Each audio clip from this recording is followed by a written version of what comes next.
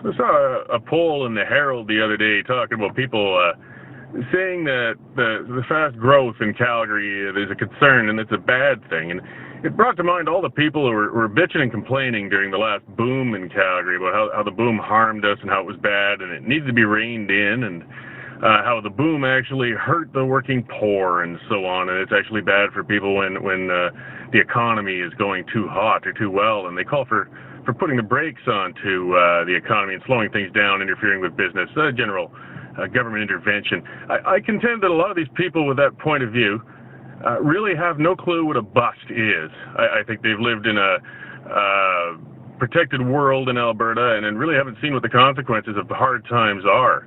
I'm working in Steubenville, Ohio right now, and I'm going to give a little tour of the town and show some people exactly what a bust looks like.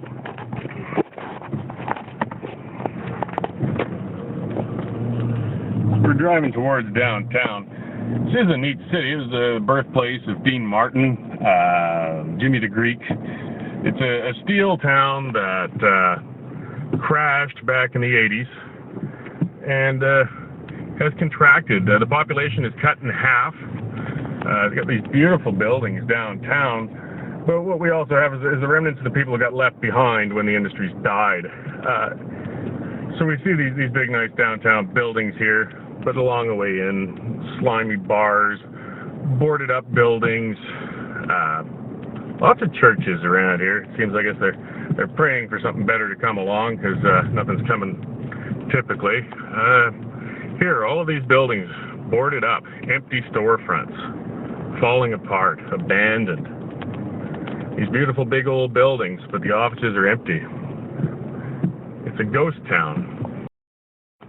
Again, lots of beautiful churches here. It's one thing. I have very little use for religion in general, but one thing I'll give them is they certainly do create the architecture, and this town is loaded with them. Now, up here it looks like we have a young hooker. I'll move into some of the residential areas, and we'll see how some of these people living are enjoying the slow lifestyle of a slow economy, and oh, she's looking to get run over, and the low cost of living that our lefties seem to like to think will help them when you slow a boom down or even crash an economy. Oh, there's a nice abandonment. More slum houses, empty lots. This goes for probably a half-mile radius all the way around the downtown. Houses are either abandoned or just in condition you'd be shocked that people still actually live in them. Again, this isn't a matter of people not wanting to work like the poor in Calgary often is the case. There's just no work here. Again, I mean, as you can see, the cost of living, a person could buy a house here for about $20,000, rent one for $100 a month. I mean, they're virtually giving them away. So I guess that's one of those advantages of a stagnant economy that some people seem to want to see. They just don't see it. Fire traps, slums. Bottom line is, when we make a business unviable economically, the business will shut down. It doesn't matter how big the industry is. It doesn't matter how profitable it was. These guys are in it to make money, as they should be. Margins are narrower than people realize.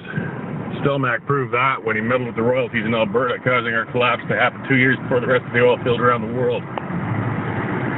Economic diversification could ease some of this. But that means instead of punishing our prime and successful industry, we need to reduce taxes and regulations so that more industries move into Alberta, taking advantage of our local cheap energy, our skilled workforce. Again, people screaming on the left are saying we should go the opposite direction and punish oil and punish gas and rein things in. Well, guys, this is the outcome of that. Overgrown facilities, rampant poverty.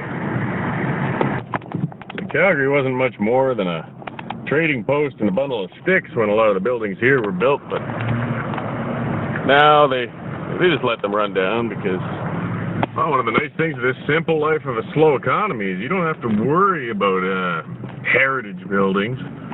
As you can see, there's no concerns here about bike lanes or Calatrava bridges, Public art, not a discussion. They're just trying to keep the grass from growing between the road and the sidewalk around here, and perhaps keep the buildings from falling right down.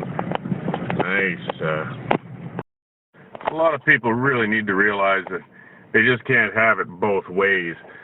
It's the same people, typically, who want us to spend money on time on things such as the Calatrava Bridge or closing roads for the Bow River flow, public art spending, bike share programs, the homeless Hilton. What else we got here? Community gardens, dog parks complaining about urban sprawl, drive-through bans, living wage policies, plastic bag bans, food policies, idling bylaws, taxi overregulation. All of those things require a healthy economy. Yet these are the same people who want to stunt economy and attack business and industry at every possible opportunity. You cannot have it both ways, people. Oh, and one final note. One of my favorite unions, the International Brotherhood of Electrical Workers, as you can see, is renting out their building. They can't sell it because nobody wants it. And these unions seem to have forgotten that you can have industry without unions, but you can't have unions without industry. So if people think organized labor is the way to avoid this catastrophic sort of situation, they're about as wrong as it gets.